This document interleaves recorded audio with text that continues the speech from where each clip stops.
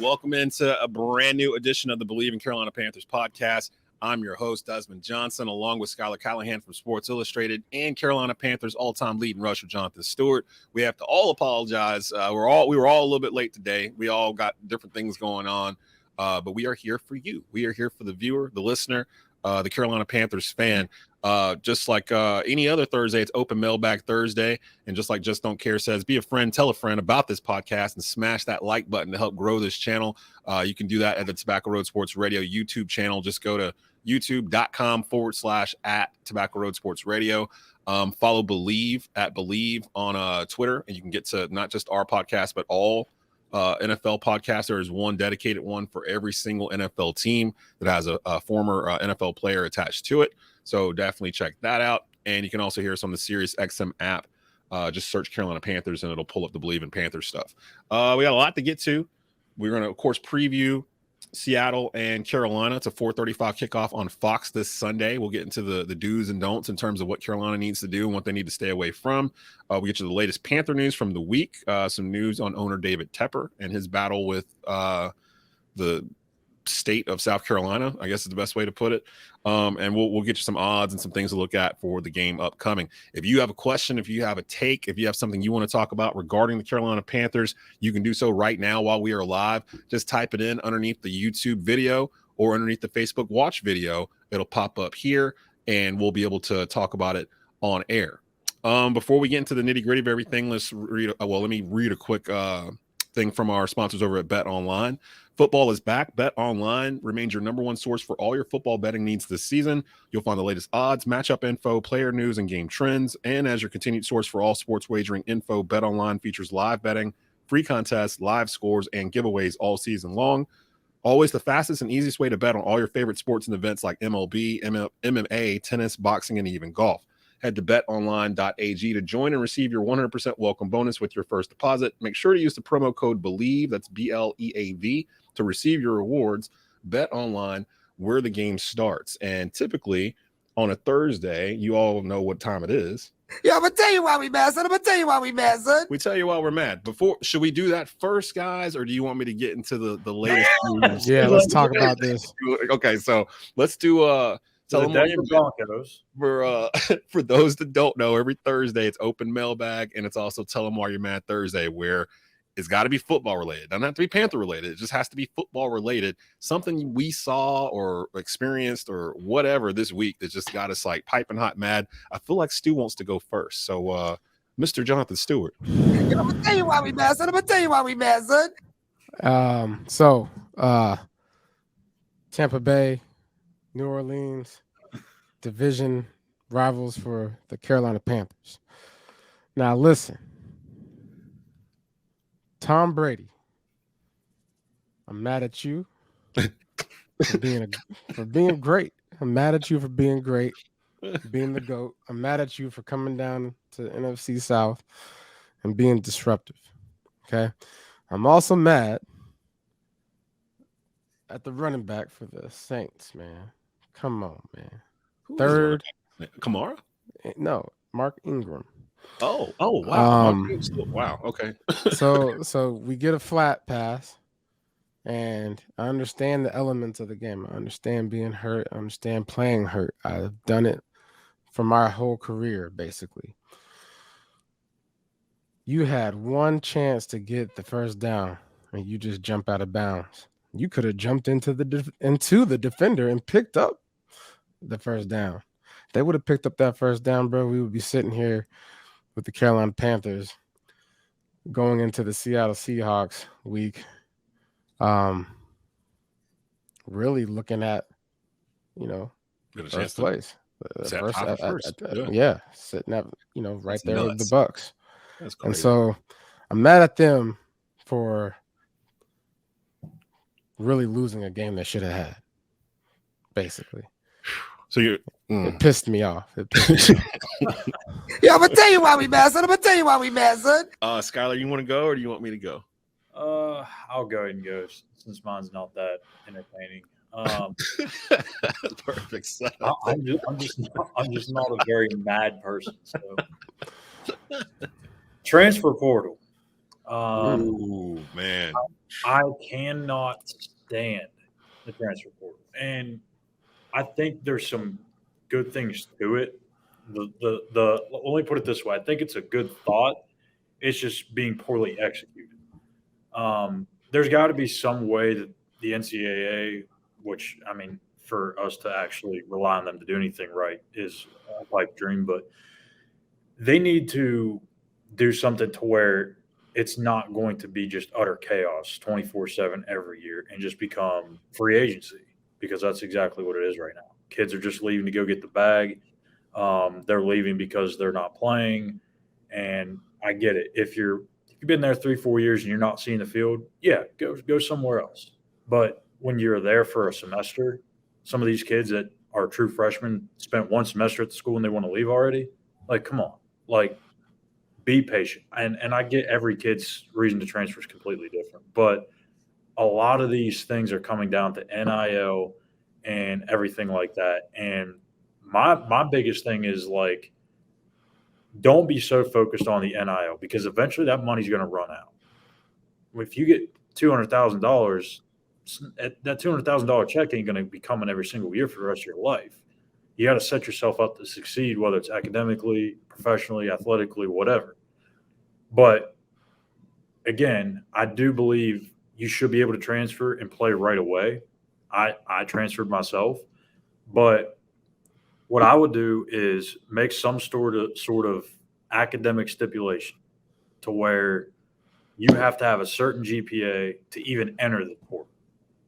And then for you to be automatically eligible to play right away, you have to have another GPA. Say it's a 2.5 to enter the transfer portal, and like a 2.8 for immediate eligibility, something like that. I think that would help eliminate a lot of these kids going in there, because I guarantee you a lot of those kids probably would be able to meet those requirements. So you're saying, like, you can't be like the star of the team, but flunking and transfer to another school and just slide right in and just start playing. I actually kind of like that. I agree. I'm a little. This is why I don't really get attached to college football anymore, because everybody that knows me knows I'm a Carolina fan, and Mac Brown's been bringing a lot of talent, but I'm seeing a lot of those kids leaving now, and I'm just like, you guys just went 9-3 or whatever. You're going to a good bowl. Everything's setting up for the ACC title game. And it's like, and these kids are leaving. And the only thing I can think of is just somebody's waving a check across the country at them to come over here and play. That's the only thing I could think of for it. Which, by the way, it's not the. I would say it's not. I wouldn't even blame the kids. You know what I'm saying? It's the system. And so the NCAA has got to reel that in for sure, because, like, it's good for some, but it's definitely, like, setting guys up for failure if you don't have the right mindset and the right shift. So and I'll say this too. Like, I cover West Virginia too for SI Fan Nation, and there's some guys that I've talked to that have worked in that building that are no longer there, but and they kind of warned everyone about this, in that sometimes you're going to have a couple guys on that roster that all of a sudden they're worried about whatever dang NIL deal they can get. And some of those NIL deals will take them away from their extra time in treatment, preparation, lifting, like, and some of them are respectful to the program's, timelines of what they need to do, but some of them aren't. Some of them just don't care. And you can kind of see, like, some of these kids, they just get so involved into whatever they're supposed to do for their NIL, they don't even care about watching an extra hour of game film. Like, that's a problem. I'm probably gonna make a bunch of people mad on one side or the other with mine. Yeah, I'm gonna tell you why we mad, son. Drop mine. Where are we going? I don't want to say mad. I am frustrated at everyone that is mad at Deion Sanders. Like, I'm so frustrated about this, because I tell people all the time, I didn't graduate from a HBCU. I did not graduate from one. I could have went to one, but chose not to.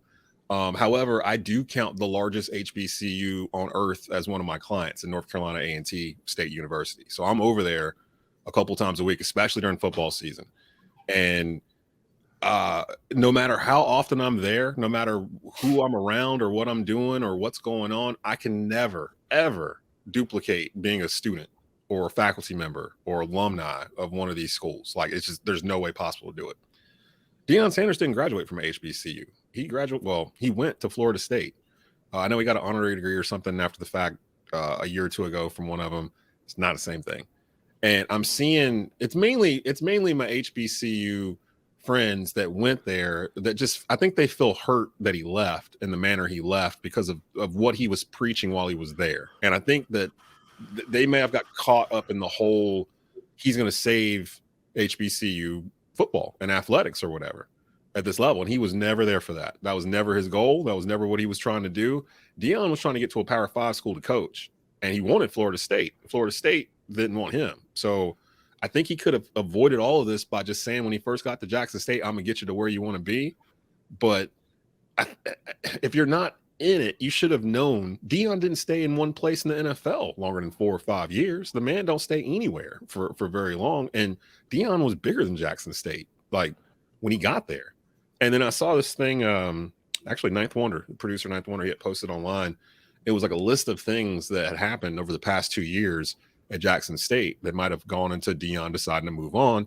Do y'all remember earlier in the year, I think they were playing a home game or something, or they were on the road or something like that. They were playing a game. They won it. They came back and like their hotel rooms had been robbed or whatever, or like someone had come in there and took all their stuff. I think it was his office. Yeah, that's what it was. They were at home. Yeah, they were at home. They were in Jackson, and the coach's office got robbed or whatever. He basically cut his salary. He basically was paying his assistants some money to keep them at a certain level. There's just a lot of stuff going on where it's gave him a new locker room, all kinds of stuff. He invested his own money not into once, Jackson State. Not once did the dude say he was going to be there for life. And not once do I think I ever expected him to be there longer than 3 or 4 years. As soon as he was going to get an opening someplace, I knew he was going to leave, and everyone else should have too. But the reaction I'm getting online is more, oh, he lied to us, blah, blah, blah. He never said he was going to be there the whole time. Like, I don't understand. And plus, I don't understand why everyone's looking at him to be the savior of HBCU football. Like, it's not going to be one dude. Keep the same energy after he's gone and keep the same, you know what I mean? This is a trailblazing opportunity for someone else to come in behind him with all the things that he already like laid out. Pick up the torch and run with it. Yeah, you have a red carpet now, so do something with it. You know what I'm saying? And he had a big, I believe he had a big hand in getting the TV deal. He did. They got a $120 million deal. The SWAC got a $120 million deal over 10 years with ESPN, where they didn't have that before. You have the brand new locker room that Stu talked about, the facilities, like they were a mess when he got. And I get it. Sad truth is, like, a lot of HBCUs just don't have the facilities or the funding to do it, and that's the bad thing about it, because like as you guys know, or at least Des may know, like I was committed to go to Winston-Salem State. Mm-hmm. So like I got this. Now, fortunately, their facilities are probably much better than some other ones out there, but they are now. I remember back in the 90s growing up, it wasn't. Yeah, they probably weren't that good. No, that's one reason why I did not go there. Was partly, and it was the cheapest school in the state too. On top of it, what's the word I'm looking for? Semester fee wise, like it was like $800 or whatever back in the day to go full time. So when I transferred from the school that I was, Winston-Salem was one of the first ones to contact me. I didn't care if it was HBCU or not. Like I loved the school, loved the people there. And it was just like a really good atmosphere. And I think the thing that most people don't realize about HBCUs is like people actually care about you. And I think that's the one thing that I wish like some of these people, not just like, Coach Prime or anybody, but like I wish more people would put their investment into HBCUs to lift them up, to give them the platform that some of these Power Fives or even a Group of Five school have. Yeah. I think they deserve it first and foremost. And I mean, like when you talk about getting HBCUs up to the level of, major college football, like you guys said, like it's going to take more than one person. Deion's not stupid. Like he knew, like, hey, I did what I could, but I'm not going to be the only one that's going to be able to take this thing to the next level. He's got to have so many people around him to do that. and no one's willing to do it. And that's it wasn't fair. It wasn't fair to think that he could do this, Yeah. and the fact that he actually accomplished what he did in terms of, we're not saying that it didn't exist before him, but clearly the spotlight is bigger now because of him. 100%. And it's up to what he's college game. He was on College Game Day. Yeah, College Game Day at Jackson. I mean, come on, y'all. And on top of that, I will say this, because of the transfer portal and the stuff you laid out a minute ago, I would not be surprised if Colorado is a top 15 team next year. Just watching USC do it this past year out the blue for some reason. Yeah, Colorado's been good in 20 years. I know you heard his speech to Colorado team. Yeah, the players. Said, hey, pretty much, he said, "Hey, if you are terrible at football, aka if you suck, go hit the portal. Aka if you are garbage, you better go dial that portal up real fast." He's like, I got guys coming with me. Like I got dude, like there's dogs. Dudes I got some dogs coming in here. So y'all might want to look the portal up. And I was just like, Stu, are you mad he's in the Pac-12? Am I mad? Yeah. I ain't mad. You know what I'm mad about? I'm mad still at the Oregon Ducks for losing. I'm gonna tell you why we mad, son. They next year, I don't even know. They're in the Holiday Bowl. They're playing UNC.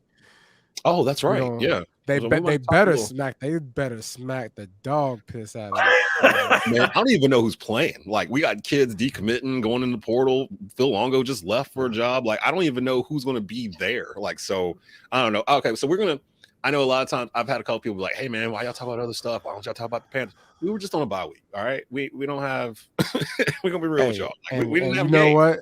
We got things that we gotta get off our chest. That's right. This is our therapy. Every Thursday, this is our therapy. Thursday therapy.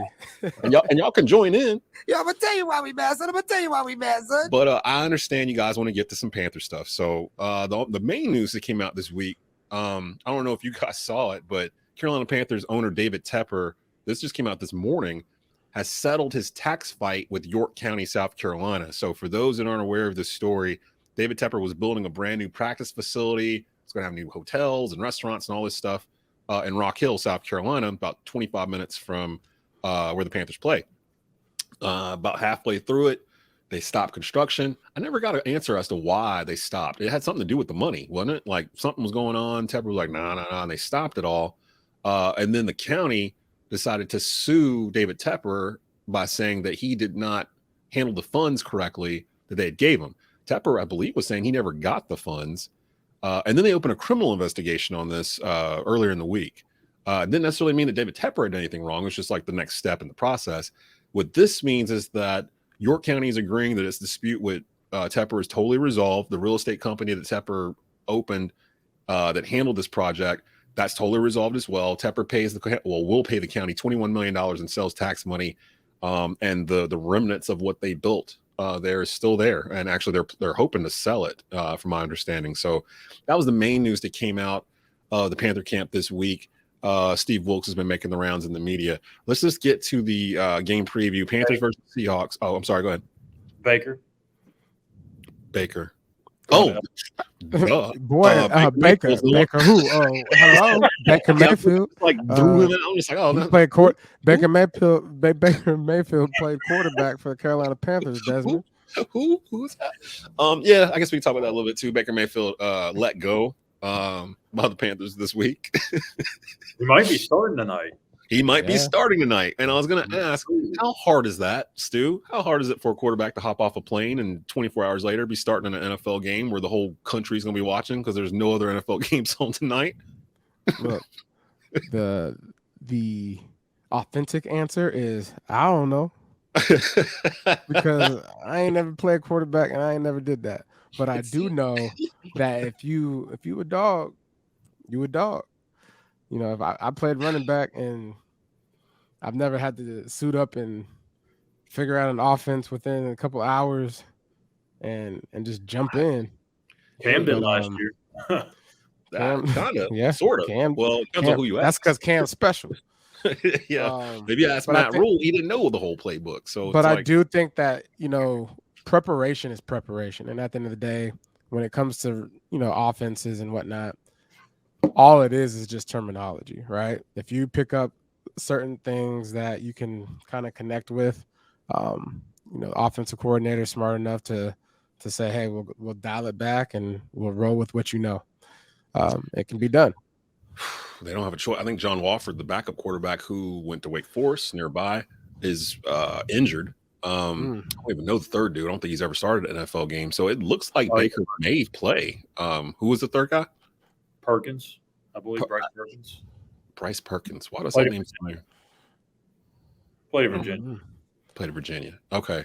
I don't think he's ever started an NFL game before. I don't believe. So yeah, like you, my boy Bleav says, the Rams are in a terrible position. I saw the only quarterback who's had a lower QBR in the past 15 years or something like that than Baker with us this season was Jimmy Clausen with the Carolina Panthers in 2010. And I remember that season watching him play quarterback like, oh my gosh, what is happening? And I kind of started feeling that way with Baker. Well, no, I never did. Not like that. I never felt like y'all gonna stop talking about my dog Jimmy Clausen, man. I'm sure he's a great person.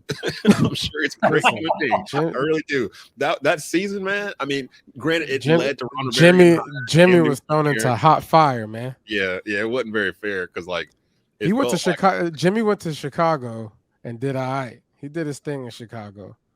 We had Matt Moore on that team too, didn't we? Wasn't that the year Matt Moore was on it? Yeah. Everybody got hurt. Mm-hmm. Yeah. Like, here. Don't get out there. So, but that led to us drafting Cam Newton. That led to Ron Rivera getting hired, and that led to a different era in Panthers football. Yeah, man. God don't make mistakes.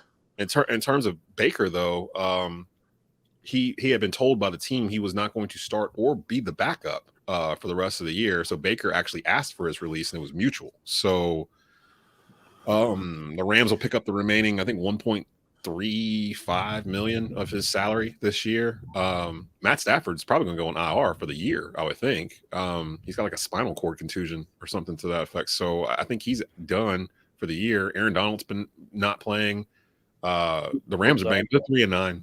They're banged up too. So I don't know. That's tonight. We'll see. I might poke in there and see if they let Baker play. Now, granted, watch this be the game that Baker throws for 350 yards, 4 touchdowns, no interceptions, squeaky clean, and just like watch. This will be the game. This will be the game where he explodes. We're like, how did he do that in 24 hours?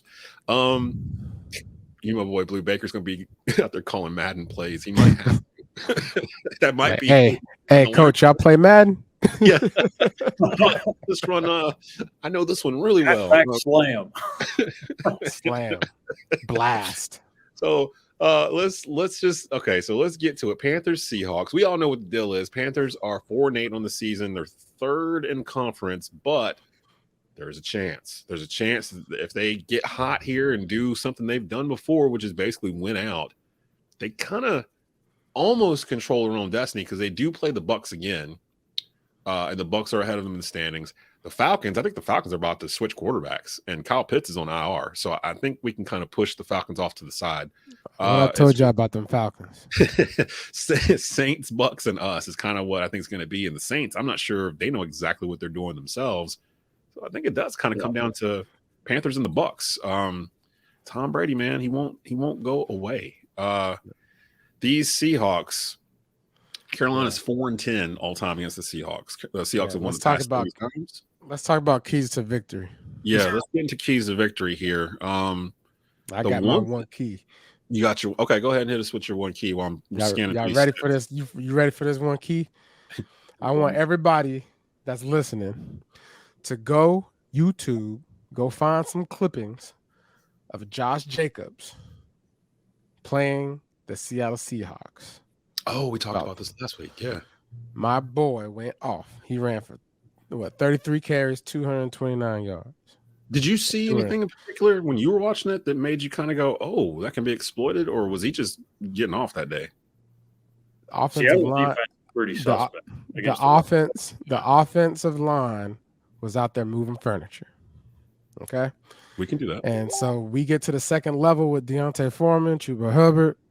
Man, listen, it's gonna be a quick day, but a long day for the Seattle Seahawks. We do not want Geno Smith back there passing the ball too many times. So we got to control the line of scrimmage and get that time of possession. We need a lot of time. That thing got to be off balanced. But running the ball is going to be huge for us, especially up there, where it can get loud and the crowd noise and all that stuff. Yeah. You go out there and you just run that ball up and down the field, that crowd going to get real quiet.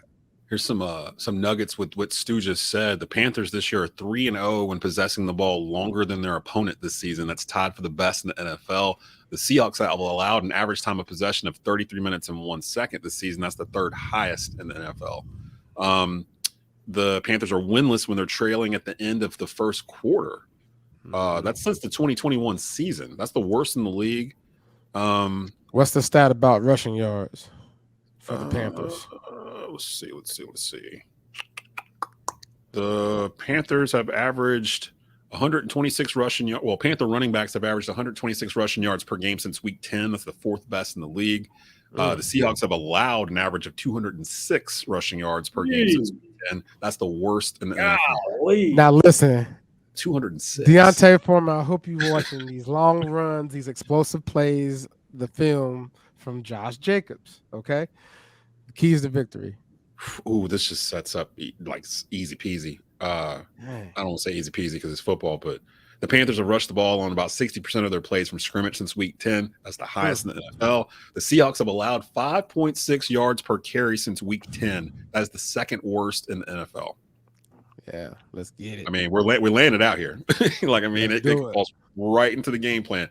Run the ball down the Seahawks' throat. Take the crowd out of it like early with a long 14-play, 10-rush drive right out the gate. Just take it right down the field and run it into the end zone. Like set the tone. You know what I mean? Because this Seattle team, they clearly cannot stop the run, and they clearly know it. They know they can't stop the run. So, and we're coming in, and I think we're one of the top rushing teams in the league since week 10. So, see if there's anything else here. Panthers have a pass block grade, the offensive line of 75.3. That's fourth in the league. Wow. Since week 6. Now, keep in mind how many quarterbacks we have started at Carolina this year. Since week 6, we've only allowed 9 sacks. That's second in the league over that stretch. And since week 4, Ike Ekwonu has the best pass blocking grade of any rookie lineman while not allowing a sack. Yeah, let's go, Icky. You got a noise? You got like a sound effect for like applause for Icky? Or like something cool? A pancake. I got something. Yeah. Hold on. Let's set that low. Like no, splat. I don't have anything. I thought I had like a splat. I'll have to grab something going forward because the offensive line's been playing out of their mind. I only have sad stuff. I have stuff like Price is Right stuff like that's not going to fit for. Yeah, that's not going to fit for Icky being really nice. We'll find something for it on Monday. Yeah, maybe get it like a dog barking or something like that. He's a dog. Yeah, okay, yeah, let me write that down. Yeah. The defense has been playing better for Carolina. The Seahawks defense, I'm trying to see if there's a gap other than those runs that they've been allowing the past couple of weeks. They were doing really well middle of the year, and then the past like 3 weeks they've kind of come back down to earth. Besides running the football, what's something you want to see in this game? Okay. Like what's something you want to see that we haven't really seen, maybe not seen a lot of this year, or something you would like to see that would be pleasant? What's something that you'd want to see happen besides a win, of course, Panthers versus Seahawks? Schuyler, what about you first? Is there something in particular you'd like to kind of see get going? I'm going to say the secondary shows out. And in particular, CJ Henderson, who's kind of had a little bit of a rough year. It's about time that he starts living up to that top 10 draft pick status that he has. And he's been in Carolina now for almost a year and a half. So this is going to be a good test for him because DK Metcalf, Tyler Lockett, like they got some dudes at receiver. And if you let one of those guys beat you, forget it. So I want to see CJ Henderson step up. I want to see how JC matches up against those guys. We'll probably see JC on Metcalf, if I had to guess. So that'll be a fun one to watch. But I really want to see that secondary step up because we've seen it kind of come in stretches.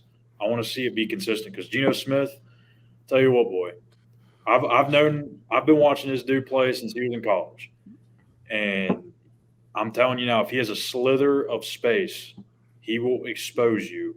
And he's got so good accuracy, especially on the move. So even if you get him out of the pocket and he rolls to his right, to his left, I'm telling you, he's gonna slice and dice you up. So you better be on your cues.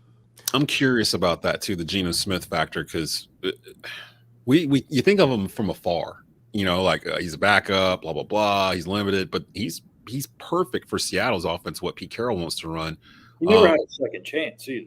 He never did. He never really. Well, this is a second chance now, I guess. He got thrown into arguably the worst situation when he came into the league, and he got drafted to a team that the head coach didn't even want him. They essentially threw him out there early as a rookie when he wasn't ready. And, it's the same organization that mishandled Sam Darnold and is mishandling Zach Wilson. So, shocker. Yo, I'm going to tell you why we mad. I'm going to tell you why we mad, son. Jets messing up all over the place, man. I think you might be muted, Stu. Did you mute? Yeah, these bum organizations out here. out here just missing out on opportunities. Listen, like something I gotta say about the matchup for Seahawks and the Panthers. When the Panthers are not playing the Seahawks, because I am from Washington, I become a Seahawks fan. Okay, just because that's my stopping ground. So we'll allow being able to see Geno, because I worked out with Geno in California one off season, and seeing where he is right now, the opportunity he has and how well he's been playing, like I'm legit going into this game. Like, you ever watch a game and you're like, you should be cheering for one side, and you find yourself like, oh, that was nice, and you're like, wait a minute, I gotta hey, check yourself, man. Yeah, that wasn't good. I'm going into this game kind of like, I want Geno to be successful, and my Panthers better win this game. And so it's going to be, I think it's the Seahawks Panthers, like it's when I was playing during that time, the 2-year span, the playoffs back, when we went back to back playoffs and then we ended up going to the Super Bowl, like there was a rivalry there for a moment with the Seahawks. Oh, and the Panthers. Oh yeah. And I hope to feel some of that as I watch them play this game, because I feel like the Panthers have an opportunity right now through everything that's gone on this season to really ignite something, not just within the organization or the locker room, but really within the fans. You come out of this game and you just go over there to Seattle and you just lay it on them. Like, you really gonna, like, people better not be talking about, we better get ready for the draft. Really be like people need to be. Listen, I know I said we was gonna get 10+ wins earlier on this season, and it's gonna be led by Baker Mayfield. I was wrong, but you want to know something? We going to the playoffs.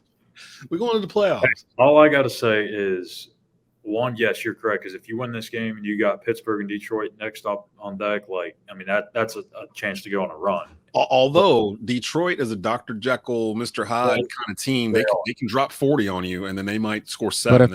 But if they see film of Carolina Panthers waxing that behind, then they're gonna be looking like, dang, I thought we were gonna have an easy one. And not just because he's a West Virginia guy, but Geno Smith seriously has to be in the MVP race, because the Seattle Seahawks would not be anywhere near where they are right now without him. And I think you can make a case, because you can make a case like, of course, Josh Allen, Pat Mahomes, all those guys are stars. The true definition of most valuable player would be Geno Smith right now. Yeah, yep. I agree. I don't know. I think I highly agree. As quarterback, I think he has to win the NFC West for me to Oh, he seriously will. consider that. In that same vein, though, I'd say the same thing about Tyreek Hill. That, you know, if you talk most valuable player, like Miami is a problem on offense, but a lot of it's because you can't cover any of their receivers. They're all fast, they all run routes right. And Tua, I don't know what happened. Remember when the Dolphins were trying to tank for Tua and they messed that up and they ended up getting Tua anyway? They were trying to tank for him because he was that dude. He was that dude at Alabama. And somewhere along the way, I don't know if it was from him hurting his hip, because it reminded a lot of us of Bo Jackson. So we kind of tempered our expectations a bit, or maybe because he's left-handed. I don't know. I don't know what it is, but we all kind of fell back off at Tua and was like, maybe he's not it. We went to Joe Burrow. We went to all these other younger quarterbacks. Tua is a problem too. Like Tua is one of the most accurate quarterbacks. I don't want to take anything away from the guy, but I'll say this: the Dolphins publisher, I don't think he cares that I'm saying this, but Alan Pupar, who covers the Dolphins for SI, he told me before the season he does not buy Tua Tagovailoa, and he said he told me 2 weeks before the season he is going to put up big numbers and take everyone by surprise. And the offense that he's in now with Mike McDaniel and having Tyreek Hill and Jalen Waddle, having those weapons, it's going to make him look really good. And then the Dolphins are going to throw the bag at him, and then it's all going to come tumbling down. So we'll see if he's true. But why would it come tumbling down if he still has those players and he's still in the same system? Like, that doesn't make sense. It'd be a one-year thing. I don't know. I think Tyreek Hill and Jalen Waddle are going to still be just as fast next year. So I don't know. Well, I guess what his point was more so maybe it won't come tumbling down, but he's still not – you're going to pay for him to be the guy to take you to the Super Bowl and win it. And I just don't think, from what I gathered in that conversation I had with him, that he doesn't believe that Tua can go and win you a Super Bowl. Well, we'll see. But that's very strong words from the Miami Dolphins Sports Illustrated. Let me tell you about these QBR ratings right quick. Yo, Patrick Mahomes 78.5, Tua 77.4, Josh Allen 75.1, Jalen Hurts 69.2. Guess who's number 5? Geno Smith. I thought you were going to say Sam Darnold or something crazy. Like, what? After last week, he might be somewhere. Hey, what I want to see, I want to see them open the offense up a little bit for Sam Darnold, because I feel like Sam can make the throws that PJ couldn't. Yeah. Just throw it like 5 yards further. Like, just, like open it up a little bit. They can wait till Pittsburgh to do that, because Pittsburgh's secondary is just bad. Yeah. Seattle, just run it. Just run the damn. Yeah, they suck. Just run it. Now, the last time we were in the situation, we were like, this sets up very well for us. I Bleav it was Baltimore, and we just didn't show up. Man, the weather was bad. I'm gonna blame it on the weather, man. Well, the team must have stayed at home because of the weather, because it felt like they didn't get on the bus that day. It's like nobody had any spark going on. I've had a game like that. What do you think that is? Do you think it's the layoff? Do you think it's because we're going to see Wilkes coming off a bye for the first time ever? Do you think it's just not – you're in the routine for so long each week and then having this late bye? Do you think that can tend to kind of disrupt your rhythm a little bit? Yeah, man. I mean, you just get fatigued, right? Yeah. Like you doing something for so long and you're like anticipating a break. Although they did have, a Thursday night game, which kind of – leads into like a mini bye week, right? After a game. So, but it's a long season, and these guys put their bodies on the line, week in and week out. And the preparation, at some point, during the season, it gets so tedious, with the repetitiveness of the meetings and sitting in the meetings, hearing the same things over and over and over and over and over and over. At some point, you just be like, man, look, I'm tired. I think and I hope that's what we saw the Ravens game, or maybe it was because of the rain. I don't know. But Well, the Ravens didn't play very well that day either, so it very well could have been. It was windy. That's what it was. It was really windy because we were scared to take field goals that day. Yeah. So. But I haven't even checked the weather for Sunday in Seattle. I'd imagine it's going to be overcast and loud and probably maybe some rain. Seattle, Washington, so probably some rain maybe. My guess it'll probably be like 44 degrees. Ooh, which ain't bad. I mean, hell, it was 60 degrees here today. I was just like, it's December. Like, what's going on here? There's nothing other than anything else I wanted to pull out regarding the game. Johnny Hecker's 5th in the NFL in punts. This might be a field position game, so keep track of that. Wow. Frankie Louvu came back. He's had 30 tackles, 3 sacks, and 3 tackles for loss between weeks 10 and 12. Louvu's you already know how I feel about Louvu. That's my dog. Yeah, dude. That's my guy. I like him a lot. I need Stu's lottery numbers. It's on 44 degrees on Sunday. You gonna do what? It's gonna be 44 degrees on what?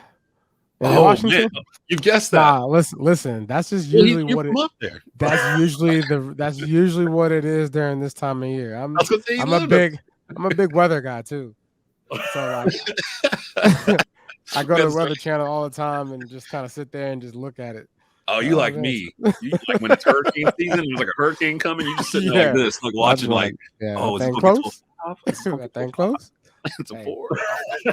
Hey, grab some wood, tape up the windows. No, not tape up the windows, board up the windows. So, it's the open mailbag. Tell them why you're mad. Thursday edition of the Bleav Carolina Panthers podcast. Before we get out of here, real quick score prediction time. What you guys think here? I think last time Stu almost nailed the score. I didn't ever go back and see exactly what it was, but it sounded pretty close to what we ended up with last week, or a week before last, I should say. Schuyler, you go first. What's your is that why I go first? Because I'm the Debbie Downer. I think feel so. Yeah. Well, yeah. Tell us the bad news first. What you think? You're just the realist. You're the one that's like realistically looking at it like the Panthers have not won a road game this year. Yeah. Should I pick them to win the first one going across the country? Like, this you work for the NFL office, the No Fun League. Yeah. Can they pull this off? They pull this off, Schuyler?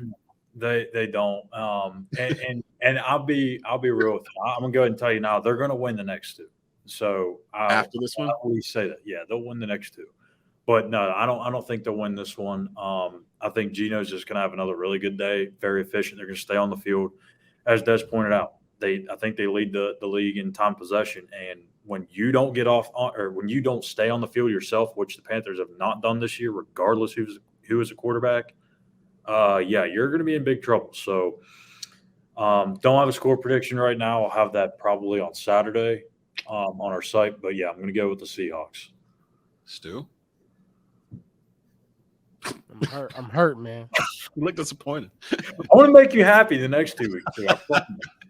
If what Schuyler just said, if what he just said happens, then by the time we get to the end of Detroit or whatever, or I don't remember if it's Steelers, Detroit, or Detroit Steelers, by the time we get through this 3-week stretch, we would be 6-9, and I think technically still alive. Well, depending on what else is going on around the league.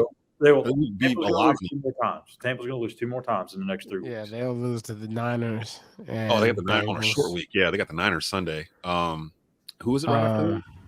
The Bengals. Look, the Bengals might be the best team in football. And I know I'm the one that's been championing the whole don't trust the Cincinnati Bengals 2 years in a row. Like typically that works out. I went back and thought about that Bengals game we played against them. That was the cleanest win of all the ones that we gave up. That one was definitive. Like before I give you my answer here with this score, I do recall me saying, you recall me talking about these Raiders earlier. You didn't trust them. You did not trust the Las Vegas Raiders. And here they are tonight playing a bum Rams team. Easy dub. With a quarterback that just arrived. A quarterback that just arrived in LA 24 hours ago. Man, they got this. They schedule's real fitting right now. But anyways, man, look, defense got to play really well against Gino. The our DBs, we need a turnover or two. We need to be disruptive, in the backfield, getting to the quarterback, so we can at least hold them to like 21 points. But we're going to have to score at least like 27, 28. Yeah. So I'm going to say like the score is 27-24. Ooh, so you got more of a high scoring kind of game. I feel like if we control the run game the way we're supposed to, we're going to be able to hit them over the top. And Sam Darnold's got the arm for it. And so that's what I feel. I'm going to I was close on the score last week too, I think. I'm going to let me write these down, by the way. Yeah, right now, so we got a record this time. I'm going to pick Carolina just for the narrative because we need to win. I know we haven't won on the road. I know Seattle's won the past 3 times they saw us. But this is Steve Wilkes' team now, baby. Like, this is a whole different script. Like, I can throw all that other stuff out. Like, Steve Wilkes ain't never coached the Panthers versus Seattle, so I don't know how it's going to turn out. So if they're going to do what we've seen the past 5+ weeks, which is basically run the ball 30 times and let their defense eat, I think they can rattle Geno. I'm going to go.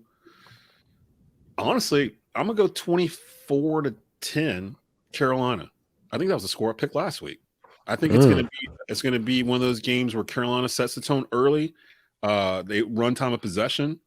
Seattle starts getting down, and it feels like when Seattle's down, they're not a team that can come back. They're not built to come back like that. Pete Carroll's teams typically aren't built that way. They're kind of built the way we want this one to be. Run the ball, stop the run, don't make mistakes, that kind of thing.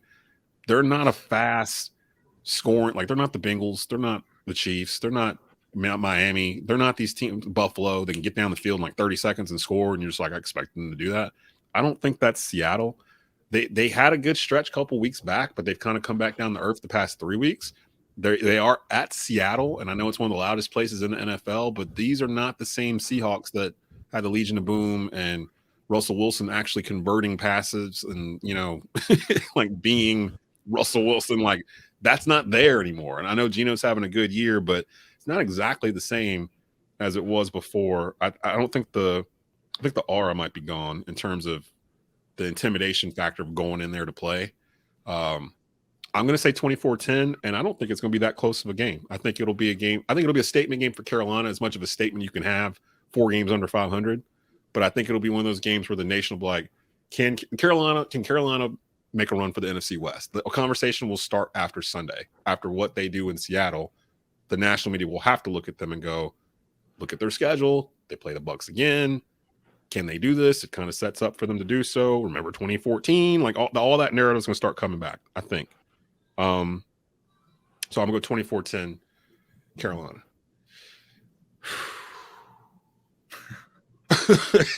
I'm just going to let that one just kind of let it settle. Let it settle because so, yeah. Before we go, I want to say, do you think that the Broncos have tarnished Russell Wilson's career? I think Russell Wilson did, yeah. That was a trick question. I think the Broncos thought they were getting Russell Wilson. They got something else. They gave a lot for him, too. They gave a lot. They gave him so much for Russell Wilson, and now they're stuck with this dude. These Broncos are terrible, okay? Listen. The organization is terrible. Like, I'm blaming the organization. You know what we should do is have one of the fans, or maybe we can all pitch in on it and give Stu a Christmas basket filled with Broncos stuff. No. I'll burn that joint in the driveway. Yeah, I'll burn it. I'll do a dark. I'll do a Dark Knight. What's his name? Bane video. And he burning some Broncos stuff. Bleav would probably want that footage too. They're probably like, if you do it, make sure you tape it so we can put it on. It would bring the viewers in. I mean, but I was born in the darkness. Our core audience just expects it. So yeah, that would, we might have to set something up. And even though we've already beat Denver and we've moved on past Denver, I feel like Denver's still gonna get peppered in here a little bit throughout the rest of. It's to Bleav in Carolina Panthers, not so much Bleav in the Denver. In the Denver podcast. They got Uncle Rico Wilson. They said, "Listen, man, listen. Everybody gonna hate on Russell Wilson. I'm not gonna blame it on him no more. I'm picking. I blame the Broncos organization for everything that's happening. For just not knowing better. Wilson. I mean, everything that's happening right now is Russell Wilson's fault. I mean, Broncos' fault. To their defense, it worked before. Hey, we're one piece away. Let's go grab a top 3 quarterback, bring him in here. And Russell Wilson wasn't a top 3 quarterback when they went to go get him. That's number one. Number two, he has not ingratiated himself with his teammates very well either. So they're not exactly. Yeah, we know all those things are happening, but if we had to balance and weigh this thing out, the weight would be like it would be 65% Broncos and the rest 35% Russell. Do you think they'd have a better record today if they had Drew Lock at quarterback instead of Russell Wilson?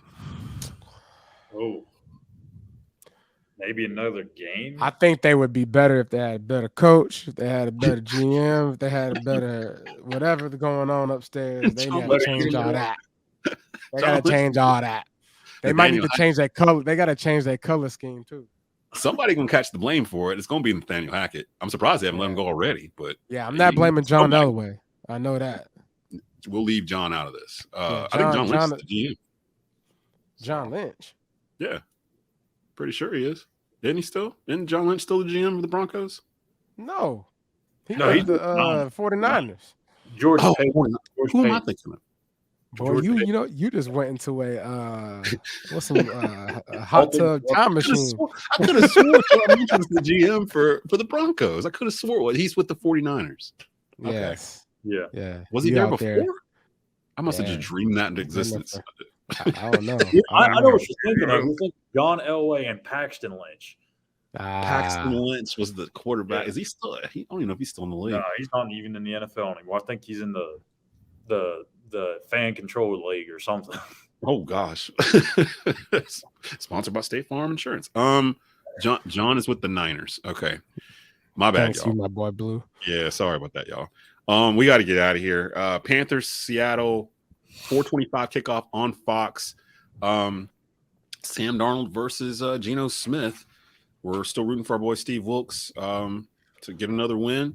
Forget the draft, y'all. That's in April of 2023. We still fighting for a division here, and we're fighting for Steve Wilkes' job. So please stop talking about C.J. Stroud and Will Levis's quick release, and yes, get Will Anderson instead. We ain't there. We ain't there yet. We got plenty of time to talk about that. Glory Days Apparel. Anybody out there with the T-shirt companies? We need to get these hire Steve Wilkes shirts made. Oh yes, Steve on the Steve Wilkes bus or something. We'll figure something out too. And from my understanding, we might have some Bleav in Panther merch that people can start buying soon too through Bleav. So we'll give you guys all the word on that stuff as well. For Schuyler Callihan, for Jonathan Stewart, I'm Desmond Johnson. You've been listening and viewing the Bleav in Carolina Panthers podcast on Bleav Podcast Networks. We'll be back Monday with a recap of Panthers versus Seattle. Keep pounding.